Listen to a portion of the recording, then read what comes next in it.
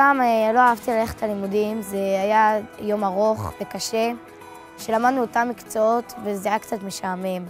ועכשיו, השבוע הזה, אני קמה ממש טוב, וכיף לי לבוא לבית ספר, יש הרבה חוגים וכולם ביחד, זה כיף מאוד.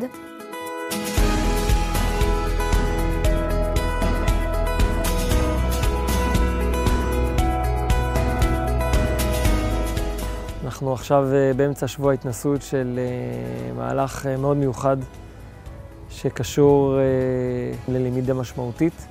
אנחנו נבחרנו גם על ידי הרשת וגם על ידי שר החינוך לנסות להוביל את המהפכה הזאת. יש פה באמת חלום גדול של מנהל בית הספר וצוות המורים שמדבר חדשנות, מסתכל על הילדים אחרת, גם ברמה החינוכית, הערכית, האישית וגם ברמה הפדגוגית. שברנו כל פרדיגמה שנמצאת כרגע, החל מהמושג מקצוע והמשך במושג שיעור או מורה ותלמיד אפילו, ובעצם בנינו את המערכת מאפס. אנחנו מניחים שיש 3 מוקדים שצריכים להעמיק בהם. 3 המוקדים האלה, כינינו אותם בשמות שמתחרזים למשפט, אני לומדת לעוף.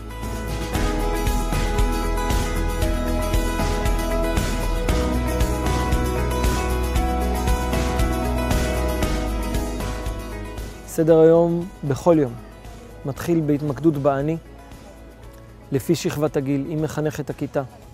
עוסק באני האישי, הפנימי, החברתי, הכיתתי.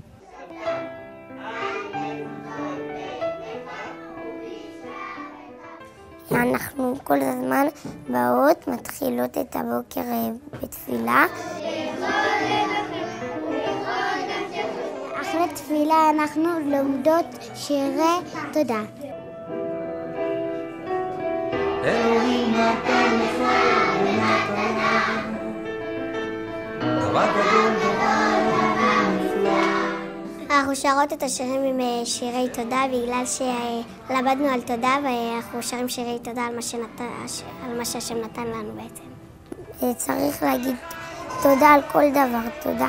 תודה אם עושים לך משהו, תודה אם מביאים לך משהו, תודה עם כל דבר שעושים.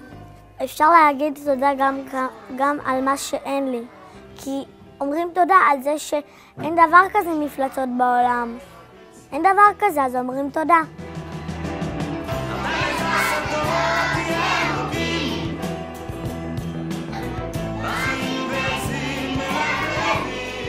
בשעות הראשונות, אחרי התפילה, בעצם המחנכת מלמדת אותנו דברים על החיים. תכונות של בני אדם, איך להתנהג בסביבה שלנו, ואיך לקבל את כל הדברים האלה. לכל אחד יש ייעוד, ככה מלמדים אותנו, שלא אדם זה סתם מישהו. כל אחד הוא חשוב בעולם, ואפשר גם לשלב את כולם. וככה אנחנו יותר מאמינים בעצמנו, שאנחנו יכולים לעשות דברים יותר גדולים, ואנחנו יכולים לעשות דברים ממש טובים.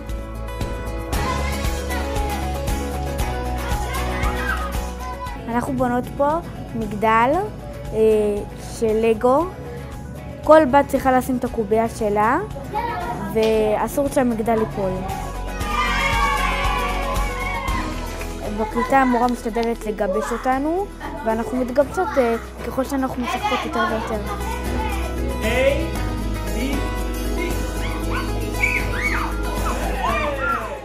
במוקד האני אנחנו מבינים שלא משנה כמה אנחנו יודעים ולא משנה כמה אנחנו מיומנים, אם האישיות שלנו לא בנויה בצורה מספיק יציבה, עם פרמטרים של נחישות, של יצירתיות, של היכולת לנהל את עצמי רגשית, להתנהל מול הסביבה המשתנה באופן נכון, להיות מבוסס ערכים שהם לא משתנים, למרות הסביבה המשתנה.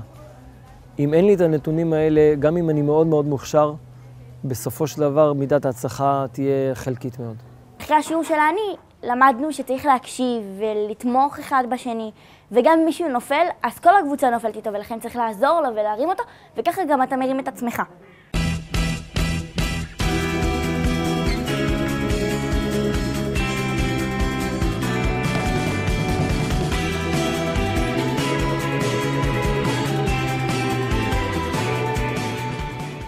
החלק השני של היום מתחלק לדיסציפלינות שונות, שבה כל תלמידה מתקדמת לפי הקצב האישי שלה, בהתאמה אישית שלה. אין מבחנים, אלא ביצועי הבנה שמאפשרים לה להתקדם מרמת למידה לרמת למידה, כל אחת בקצב האישי שלה. אנחנו בעצם מחלקים את זה ל4 קבוצות של מאפייני למידה והוראה. הצד ההומני יותר, הצד הריאלי, הצד היצירתי ולמידת הקודש.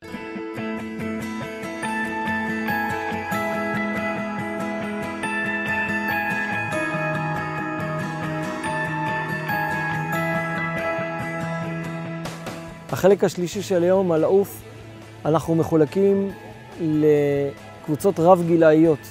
זאת למידה סובבת פרויקטים, מה שנקרא PBL, למידת חקר, משחקי חשיבה, שעוסקים ביכולות לפתור בעיות, ומשחקי יצירה, שבאמצעות רמת משחק גבוהה אנחנו מפתחים את היצירתיות של התלמידות. ועל העוף מתמקד בדיוק בדבר הזה. איך לומדים לנהל פרויקטים? איך לומדים להיות אדם חקרן? איך יודעים לפצח בעיות מורכבות מאוד, או למצוא רשימה ארוכה של פתרונות. התלמידים משחקים במשחקי חשיבה, כאשר כל משחק הוא מדורג לפי דרגות קושי. כל ילד מתחיל בדרגה הקושי שמתאימה לו, ומשחק במהלך כל השבוע במשחקים שנמצאים בחדר הזה. פה אנחנו נמצאים בקבוצה של שחק ולמד, שזו קבוצה שמערבת המון כיתות ביחד. במשחק הזה פה, זה מה בתמונה, וזה משחק חשיבה וזיכרון. זה משחק שנקרא קובייה. מכל זה צריך להכין קובייה, זה הדבר הכי קשה שיש. הנה, היא מנסה את הקובייה, זה מאוד קשה. הצליח? לא. בסוף יום, כל תלמידה חוזרת לכיתת האם שלה עם המחנכת לרפלקציה וסגירה של היום.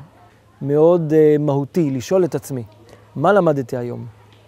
מה עשיתי טוב? מה קידם אותי? מה אני מצפה מעצמי לקחת לחיים? מה יכול להיות יותר טוב ביום של המחרת? השבוע היה לי כיף. עשו כל מיני יצירות שאנחנו רצינו ועשינו כל מיני דברים שאנחנו אהבנו. אני אישית השבוע העברתי דמיון מודרך ויצאו דברים מקסימים מהבנות. הן שיתפו ממש מה הן עברו ואיך הן הרגישו. מאוד נהניתי השבוע לראות את הילדות שהן שמחות יותר. הן נהנות לדבר, יש למורה זמן להקשיב להן, לכל אחת, ממש, של כל הדברים. הילדות נהנו ואני נהניתי. כדי להצליח צריך להעז ולא לחשוש. זה מעשה מאוד אמיץ, גם של מנהל בית הספר, גם של צוות המורים. ללא הסיוע של המורים, תהליך הזה לא יכול לצאת לפועל, בוודאי לא להצליח. השבוע ההתנסות הזה הוא הרבה מעבר לציפיות שהיו לי, וגם לאנשים שבאו לצפות. מסתבר שהצוות יודע להוציא מעצמו הרבה מעבר למה שאנחנו ציפינו מהם, או מה שחשבנו שיהיה, וזה מקרין לתלמידות. התלמידות ממשוות אותנו ואומרות, כן, זה הדבר שנכון לנו.